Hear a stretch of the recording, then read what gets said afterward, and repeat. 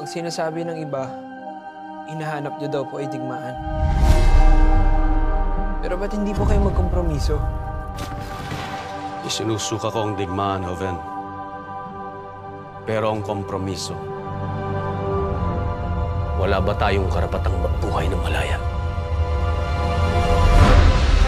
America is destined for better deeds, and who will, what can, set limits to our onward march.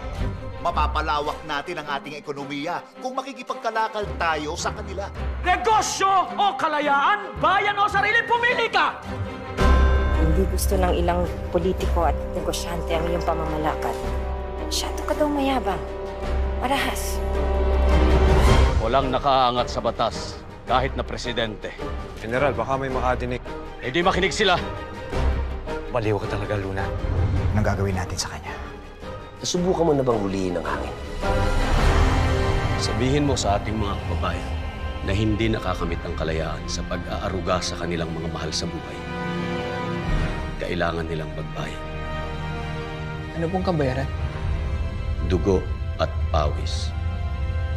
Kailangan nilang tumalon sa kawalan. Isang direksyon lang pag-auto! Huwag aaksihin ang bala! Huwag! Sugat, mga kababayan! Unleash hell!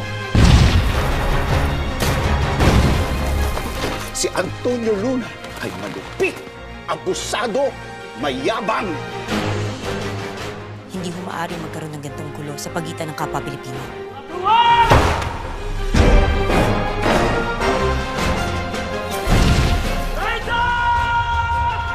Si Luna ang pinakamahusay kong general.